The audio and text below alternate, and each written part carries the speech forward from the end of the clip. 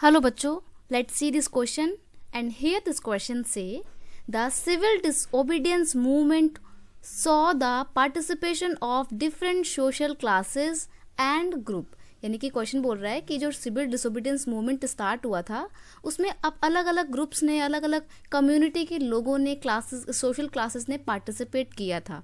Give reason for the participation of the following. तो क्या reason था इन अलग अलग ग्रुप के पार्टिसिपेशन का, हमारे को यहाँ पर दिया हुआ है। कुछ ऑप्शन दिए हुए हैं कि रिच पीजेंट ग्रुप का क्या पार्टिसिपेशन था इस सिविल डिसोबीडियंस मूवमेंट में, पुअर पीजेंट का क्या पार्टिसिपेशन था, बिजनेस क्लास ग्रुप का क्या पार्टिसिपेशन था। तो हमारे को वन बाय वन डिस्कस करना है सबके बारे में कि एक पर्टिकुलर कम्युनिटी का क्या रोल था सिविल डिसोबीडियंस मूवमेंट में। तो यहाँ पे बेसिकली क्वेश्चन का जो की कॉन्सेप्ट है वो है different social group participation in civil disobedience movement. अलग अलग सोशल ग्रुप का सिविल डिसोबीडियंस ग्रुप में पार्टिसिपेशन। आंसर है, सबसे पहले हम बात करेंगे रिच पीजेंट की। रिच पीजेंट मतलब अमीर किसानों की। Rich peasants like Patidars of Gujarat and Jats of Uttar Pradesh. यानी कि गुजरात के पाटीदार किसान और उत्तर प्रदेश के जो अमीर जाट किसान थे, they demanded reduction in high revenues, that's why they participate in civil disobedience movement. यानी कि सिविल डिसोबीडियंस मूवमेंट में पार्टिसिपेट करने का उनका एक बहुत बड़ा रीज़न ये था कि वो हाई रेवेन्यू में कमी लाने की बात कह रहे थे, वो उसमें रिडक्शन चाहते थे और इसीलिए उन्होंने अपने इसी पर्पस के साथ इस सिविल डिसोबीडियंस मूवमेंट में पार्टिसिपेट किया।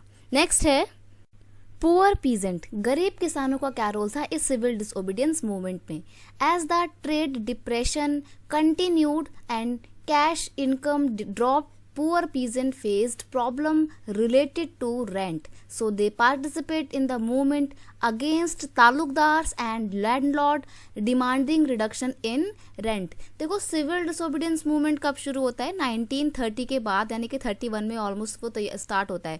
और जो पूरा 1930 का डिके वाला एरा था, इसमें क्या होता है, इसमें इकोनॉमिक रिसेशन झेल रहा होता है पूरा इंडिया भी और पूरा ओवरऑल वर्ल्ड भी। तो ऐसे में जब पूरी कंट्री इंडिया की इकोनॉमिक रिसेशन से होके जा रही है, ट्रेड एक्टिविटी बिल्कुल ठप पड़ी है, तो किसानों की तो इनकम ही नहीं हो रही है, कैश इनकम उनके पास बिल्कुल भी नहीं है, उनका सारा पैसा खत्म होता जा रहा है और इतना निराशा भरा उनका जीवन हो गया था कि वो रेंट तक पे नहीं कर पा रहे थे। लेकिन जो लैंडलॉर्ड्स थे और जो तालुकदार थे वो बिल्कुल भी रेंट कम करने को बिल्कुल राजी नहीं थे। तो ऐसे में किसान बहुत ज़्यादा परेशान थे और इसीलिए वो रेंट में कमी लाना चाहते थे, रेंट में रिडक्शन की मांग कर रहे थे और यही उनके लिए बहुत बड़ा रीज़न था इस सिविल डिसोबीडियंस मूवमेंट में पार्टिसिपेट करने का।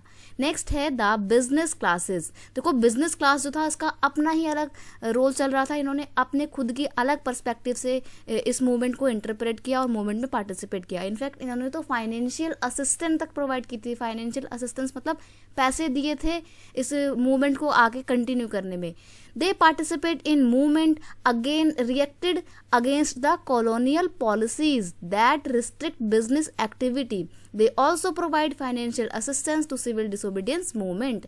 इन्होंने इस मूवमेंट में पार्टिसिपेट क्यों किया, क्योंकि जो कॉलोनियल पॉलिसी थी जो उनकी बिजनेस एक्टिविटी को रिस्ट्रिक्ट करती थी, बाधाएं उनकी बिजनेस एक्टिविटी में उत्पन्न करती थी, जिसकी वजह से उनका बिजनेस ग्रो नहीं हो पा रहा था और इंडिया की जो इकोनॉमी थी उसमें भी डेवलपमेंट नहीं हो पा रहा था।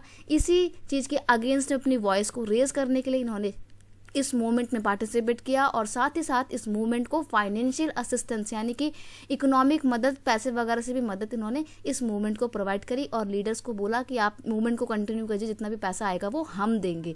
तो इन्होंने अपने लिए अलग तरीके से इस मूवमेंट का मतलब निकाला। इनका ये था कि अगर सिविल डिसोबीडियंस मूवमेंट सक्सेसफुल होता है तो देश में स्वराज की स्थापना होगी और स्वराज की इस्टेब्लिशमेंट होने के साथ जो भी कॉलोनियल रिस्ट्रिक्शन लगी हुई हैं बिजनेस एक्टिविटी पे, ट्रेड एक्टिविटी पे, वो सब क्या हो जाएंगी, हट जाएंगी और उनका जो अपना खुद का बिजनेस है वो सब क्या हो जाएगा, वो दोबारा से फिर से ग्रो करने लग जाएगा। इसीलिए इस ग्रुप ने भी पार्टिसिपेट किया। नेक्स्ट है इंडस्ट्रियल वर्किंग क्लासेस। देखो इंडस्ट्रियल वर्किंग क्लासेस मतलब वही जो बड़ी बड़ी कंपनियों में, फैक्ट्रीज में, मैन्युफैक्चरिंग सेक्टर में काम करने वाले मजदूर वगैरह थे। इन लोगों ने किस तरीके से पार्टिसिपेट किया, तो देखो वर्किंग क्लास का पार्टिसिपेशन बहुत कम था। Their participation was almost negligible. उनका जो पार्टिसिपेट था वो बिल्कुल नेग्लिजिबल था, मतलब दिखने लायक नहीं था, नजरअंदाज कर देता बिल्कुल, बहुत कम थे वो संख्या में। एक्सेप्ट इन नागपुर, यानी कि उनका पार्टिसिपेशन ना के बराबर था, सिर्फ नागपुर के अलावा।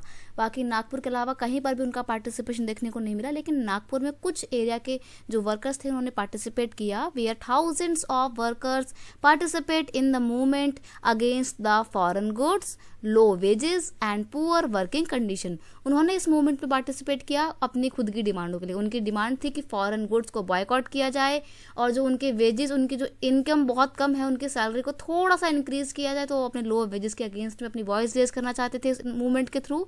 और जो उनके काम करने की कंडीशन बहुत ज़्यादा बद से बदतर थी, उसको सुधारने के लिए उन्होंने इस मूवमेंट में पार्टिसिपेट किया। और ये जो नागपुर के वर्किंग क्लास ग्रुप थे, इन्होंने क्या किया, इन्होंने अपने सर में गांधीयन टोपी पहन के प्रोटेस्ट किया था थाउजेंड्स ऑफ वर्कर्स ने। तो ये था इनका participation. Otherwise working class group का इतना ज़्यादा पार्टिसिपेशन सिविल डिसोबीडियंस मूवमेंट में देखने को नहीं मिलता है।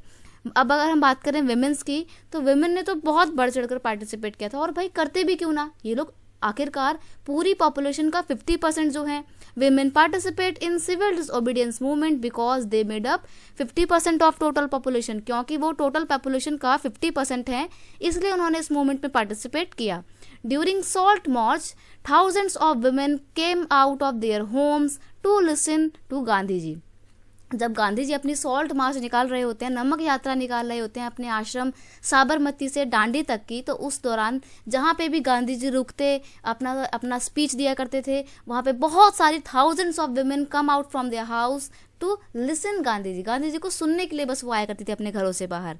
दे participate in the protest marches. उन्होंने प्रोटेस्ट मार्चेस में यानी कि धरना प्रदर्शन में, अपनी लंबी लंबी यात्राओं में बहुत ज़्यादा बढ़ चढ़कर पार्टिसिपेट किया। मैन्युफैक्चर्ड सॉल्ट, उन्होंने नमक बनाया। And picketed foreign clothes and liquid shop. और उन्होंने क्या किया, उन्होंने फॉरेन क्लोथ्स और लिक्विड शॉप जो थी, यानी कि विदेशी कपड़ों की और विदेशी शराब की जो दुकानें हुआ करती थी, उसमें घेराबंदी की। पिकेटेड का मतलब होता है घेराबंदी करना, उसके आगे धरना प्रदर्शन करना और फिर उस शॉप को ओपन ना होने देना।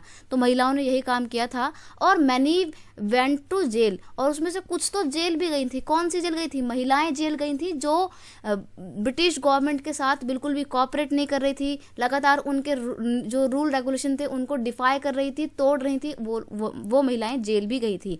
सरोजनी नायडू का आपने नाम जरूर सुना होगा, वो उन महिलाओं में से एक हैं जो सिविल डिसोबीडियंस मूवमेंट के साथ जेल में गई थी। और ये इस तरीके से महिलाओं ने इस मूवमेंट में बढ़ चढ़कर पार्टिसिपेट किया। तो यहाँ पे हमने इस क्वेश्चन में देखा कि किस तरीके से अलग अलग ग्रुप ने इस पूरे सिविल डिसोबीडियंस मूवमेंट में पार्टिसिपेट किया, लेकिन हर ग्रुप का एक अपना अलग पर्सपेक्टिव था इस मूवमेंट में पार्टिसिपेट करने का। I hope you understand it well. Best of luck.